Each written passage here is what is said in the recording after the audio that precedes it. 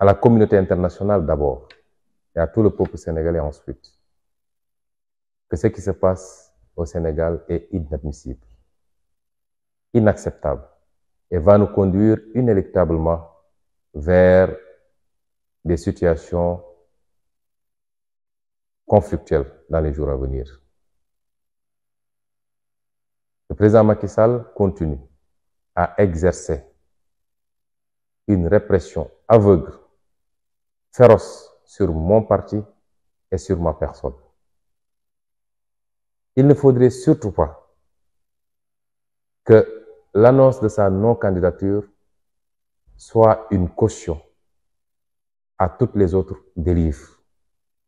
Il ne faudrait pas que la communauté internationale, il ne faudrait pas que le peuple sénégalais ferme les yeux sur toutes les autres dérives de Macky Sall dès lors qu'il a annoncé qu'il ne sera pas candidat. Je l'ai dit l'autre jour, la question de la candidature de Macky Sall n'a jamais été la préoccupation essentielle des Sénégalais. Jamais. Macky Sall, d'une manière ou d'une autre, n'aurait jamais pu être une troisième fois président du Sénégal dans ces conditions. Il le sait mieux que tout le monde. Ça n'a jamais été la préoccupation principale des Sénégalais. Et c'est pourquoi c'est presque un non-événement ici, au Sénégal. Mais il ne faudrait pas qu'on délivre un blanc-seing à Macky Sall dès lors qu'il a déclaré qu'il n'est pas candidat. Ce qui lui donnerait le droit de torturer, d'emprisonner de manière arbitraire, comme il est en train de le faire, de tirer sur des populations civiles et désarmées, de choisir qui doit être candidat et qui doit ne doit pas l'être sur la base de complots judiciaires. Et c'est ça qui risque d'embraser le pays dans les semaines à venir, dans les mois à venir. Je suis arbitrairement séquestré depuis 1 mois et demi. Il n'y a aucune décision de justice, aucun acte administratif qui fonde ma mise en résidence surveillée. Aucune. Cela ne relève que de la volonté de Macky Sall. Et est-ce qu'il est imaginable qu'aux États-Unis, le président Biden se lève pour dire « allez barricader le domicile de M. Trump ». Est-ce qu'il est imaginable qu'en France, le président Macron se lève pour dire « allez barricader le domicile de Madame Le Pen ou de M. Jean-Luc Mélenchon ». C'est impensable.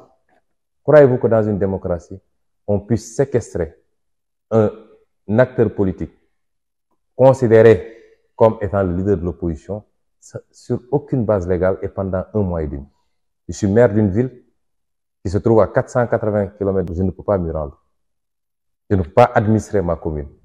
Je suis obligé de faire transporter les documents par avion via Dakar pour pouvoir signer et les faire renvoyer sur Ziguinchor. Est-ce normal? Je suis chef d'un parti, je ne peux pas vaquer à mes occupations, aller à la rencontre des Sénégalais, recevoir mes militants et préparer mes élections. Est-ce normal? Ma famille subit une pression que vous ne pouvez pas imaginer. Mon fils était candidat au baccalauréat cette année. Il a malheureusement échoué.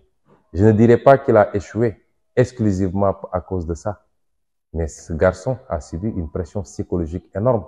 Pendant des jours, on lui a refusé la possibilité d'aller à l'école. Il a fallu que ses camarades de classe et tous les élèves de son lycée s'érigent en bouclier et bloquent les cours pour réclamer qu'il puisse assister aux cours, sinon il n'y aurait pas de cours, pour qu'on le laisse sortir de mon domicile. Trouvez-vous cela normal? Une persécution adossée, basée sur une haine que rien n'explique. Et maintenant, c'est le parti. Et ensuite, c'est les combines pour empêcher notre candidature. Aujourd'hui, l'Assemblée nationale a été saisie d'un projet de loi issu d'un simulacre de dialogue national où une certaine société civile s'est rendue complice d'une certaine classe politique avec comme seul objectif d'empêcher la candidature d'Ousmane Sonko, d'écarter Ousmane Sonko. Vous pensez que le peuple sénégalais acceptera cela? Et le plus grand danger qui guette le Sénégal aujourd'hui, c'est cela. C'est pas l'annonce, ça n'a jamais été la candidature de Macky Sall.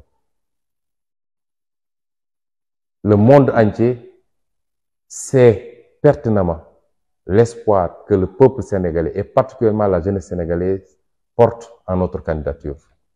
Pensez-vous que cette jeunesse-là va accepter d'être privée de cette candidature? Ce qu'on demande, ce n'est pas compliqué. C'est de laisser le peuple sénégalais souverain choisir entre les candidats qu'il aura en face de lui. Est-ce à Macky Sall de choisir qui doit être candidat et qui ne doit pas l'être? Par le biais de complots judiciaires avec des magistrats corrompus jusqu'à la moelle. Est-ce que nous devons l'accepter? Et c'est ça aujourd'hui qui est en jeu au Sénégal et qui risque d'embraser le pays.